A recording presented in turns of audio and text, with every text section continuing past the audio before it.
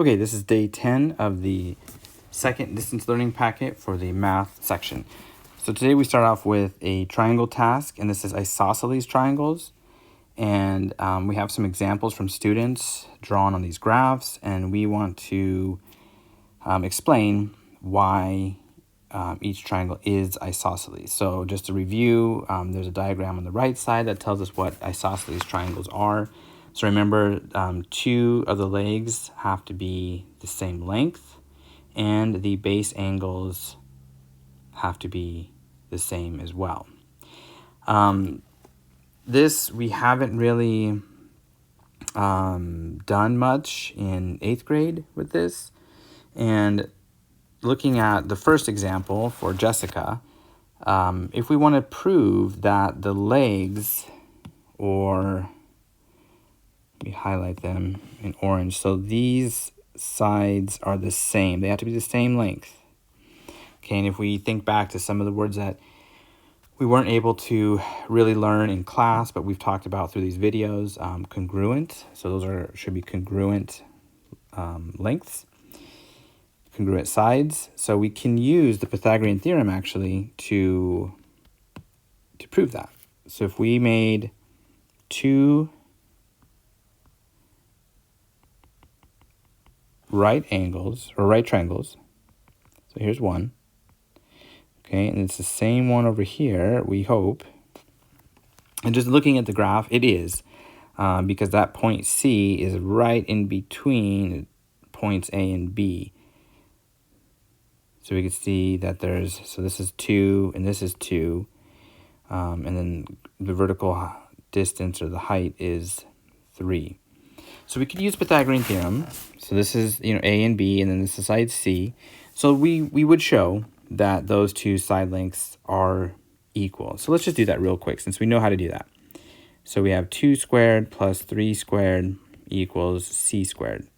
So 4 plus 9 equals C squared. 13 equals C squared. So we need the square root of 13, which is 3.6. So 3.6 equals C. Okay, so, and they're both the same because the A and B lengths of both of these little right triangles that we drew are the same. So they're exactly the same right triangles. So those two sides are the same length. So that's good. We check that box. Now the angle, in high school geometry, you will actually learn how to prove angled measurements, and actually using trigonometry, you can calculate the angle, the actual degrees of that angle and this angle. But in 8th grade, we do not have the tools to do that. So you'll have to wait until high school. So what we can do, though, for the purpose of this task, is to use your tracing paper or another piece of scratch paper and trace over. So if I were to trace this, let's do it in green so you can see it. So I would put my paper over the top, and I would very carefully trace these two lines. Okay, and then I would flip my paper over and see if they line up exactly with these two lines. Now, it is not the proper mathematical way to do it, but again, for 8th grade math, we do not have the tools to find those angles. But I can tell you that they are the same. And we would use either sine or cosine or tangent to find the degrees and then compare it to the other side. But the fact that they have the same lengths in those right triangles, it means they are going to be the same angle. So anyway, let's just trace over it and then flip it. So it's kind of like a reflection. We did that with our transformations, and to see if it's the same. And if it is the same, then it is an isosceles triangle. Okay, so that's the basis of it.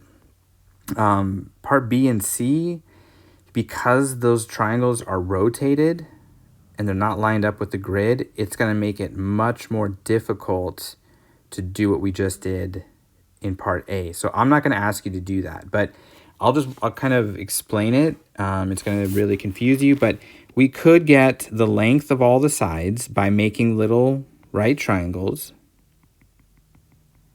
Okay, so that's side C. We can use that. We could find that length. We could find this length by making a triangle here. And then we could do another one. Okay, so we could find the side lengths and then compare them. So are there two that are equal? And I will tell you, yes, there are two that are equal.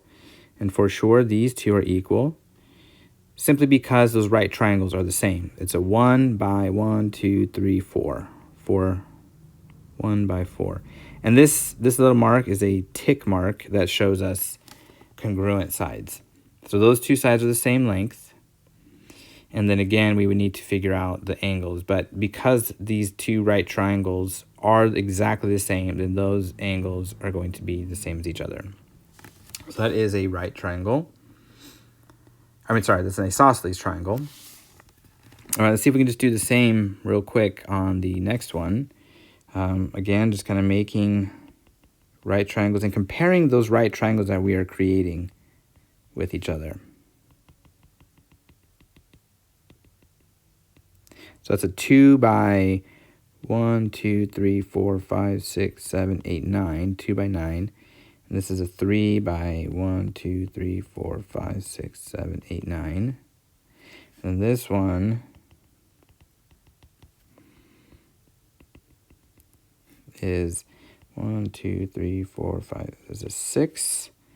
1, 2, 3, 4, 5, 6, 7 by 7.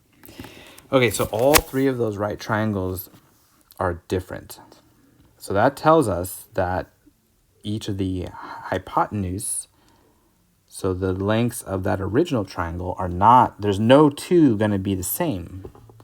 Okay, so just kind of think about that, right? If we have different right triangles with different side lengths, that will give us different lengths for the hypotenuse. Okay, so if there's all three different lengths, then this is not an isosceles triangle. So this is a scaling triangle. So this is not, it's not isosceles. I don't know if I said that before. Not isosceles. So this one is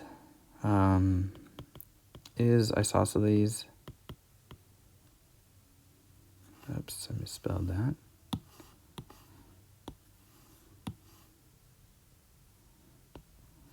Isosceles.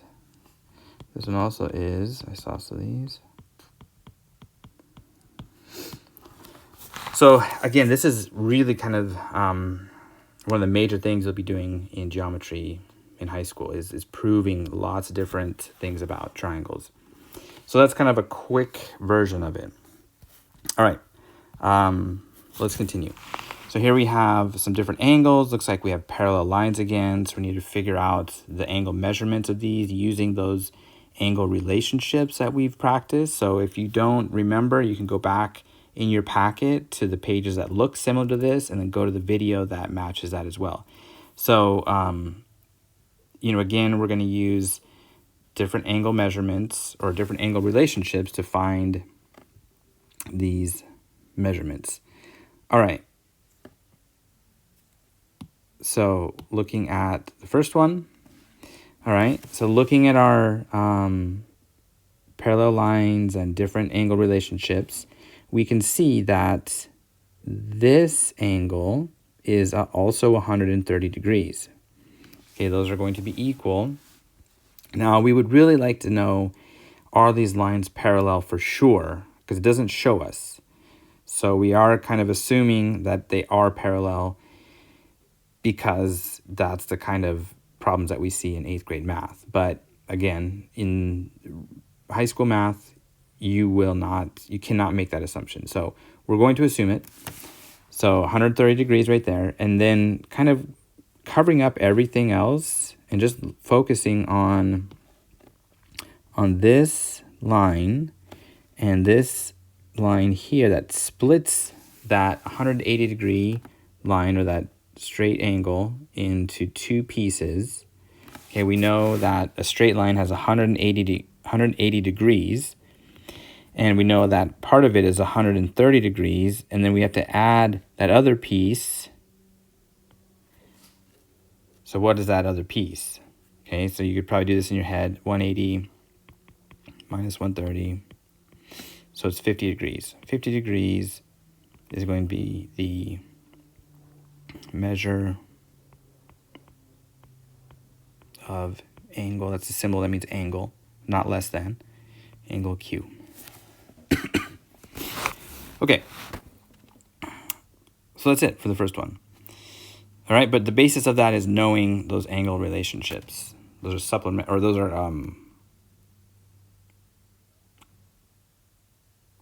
those are angles from parallel lines that we looked at. Okay, number 2.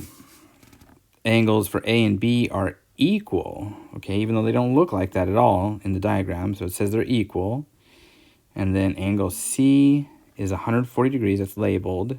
So what is the measurement of angles A and B? So they're the same measurement. Okay, well, let's just kind of work backwards. So again, in our previous problem, these two angles are supplementary.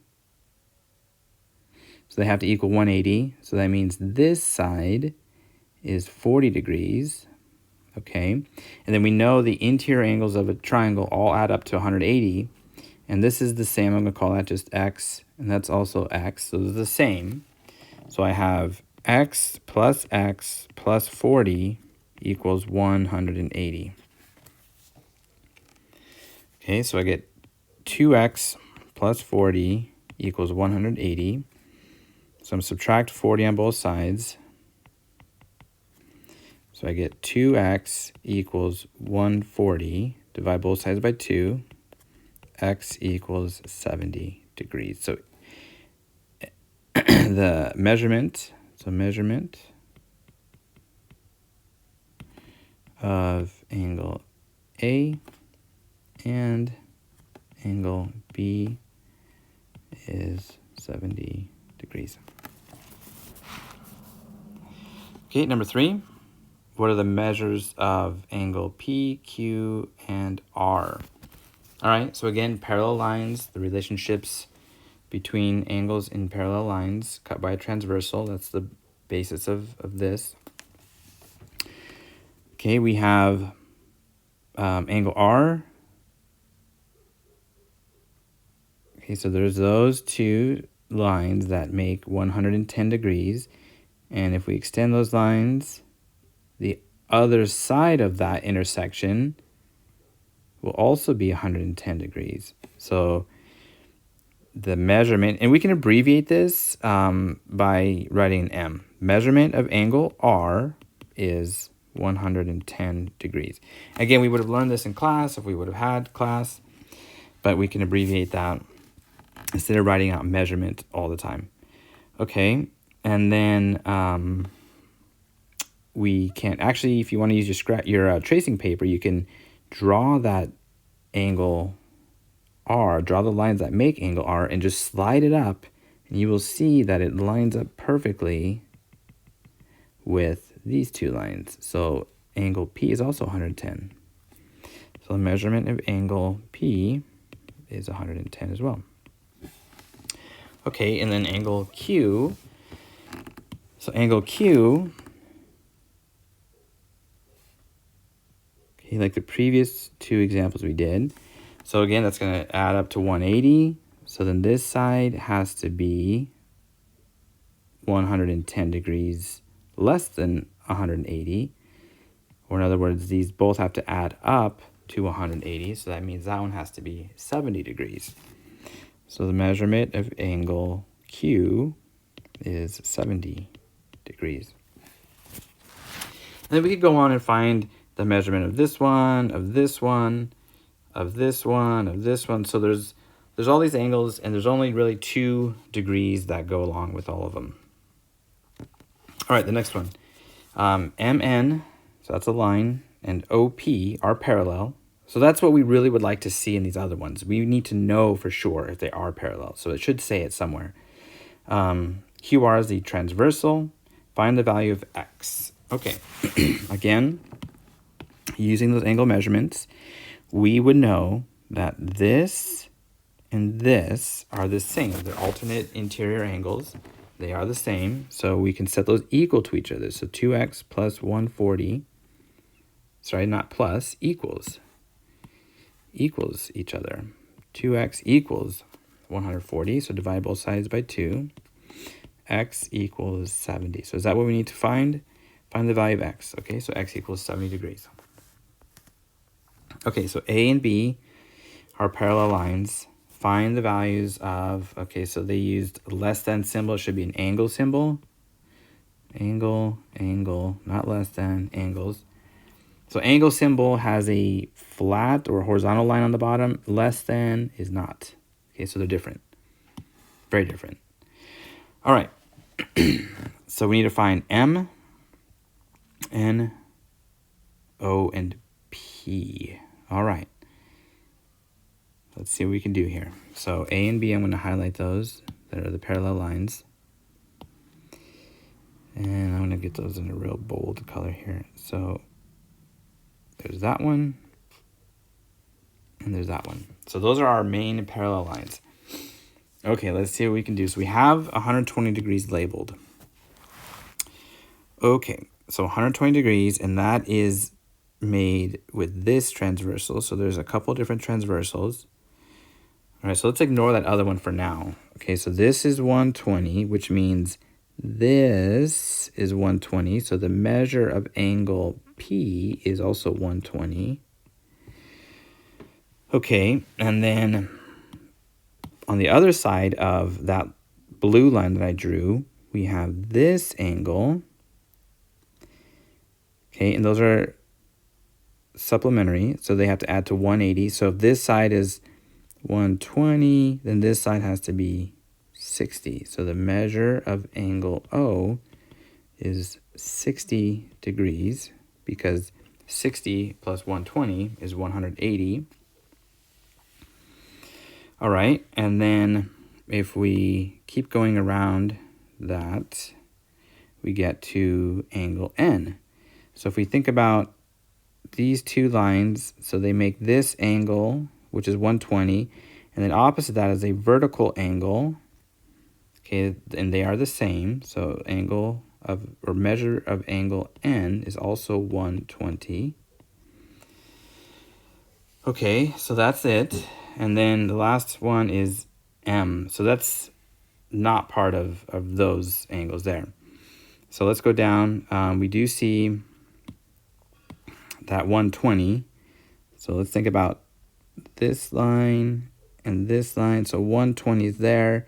So on this side is the supplementary 60 degrees. So the measure of angle M is 60 degrees. So this problem, it looked very confusing, but really we just didn't need line D. So the line, this line here in orange, we didn't need that. It was just there. So it just added a little bit of confusion, but we were able to figure everything out with line C as the transversal. All right, the last part. Okay, so here we have an equation with an exponent, and we're going to solve it for x. So I'll help you to solve it, and then I'll leave the rest up to you. I will say that models or visuals, okay, think about squared. What do we normally think of? To me, we think of area of a square. So maybe draw that and label it. Okay, so x squared equals 64. Okay, we take the square root of both sides. And the reason we do that is because square root and the exponent of 2 are squared, cancel each other out, the opposite operations or inverse operations. And we will end up with the thing inside, which is just x. So x equals, and then technically we have two choices. We have a positive 8. So just test this out. 8 times 8 is 64. And we also have a negative 8. So try it in your calculator. Negative 8 times negative 8. what do we get? We also get 64. So we say that we can have a plus or a positive 8 or a negative 8. So this is how we write it, plus or minus. So there's two choices, two answers. And usually, like for Pythagorean theorem, we've been just choosing the positive answer because we're dealing with distance, and we don't typically think of distance being negative. So there is, though, another answer. So it could also be a negative 8. All right, so if we don't have any information, like if we don't have a picture of a triangle, if we don't have any words to tell us, then we have to write it out like that. So a plus or minus 8, positive or negative 8. Okay, and then a picture, I would draw a square. Okay, I would draw a square. I would put each side as 8. And then in the middle, I would write area equals 64. And then that's going to be good enough. All right, so this is the end of day 10.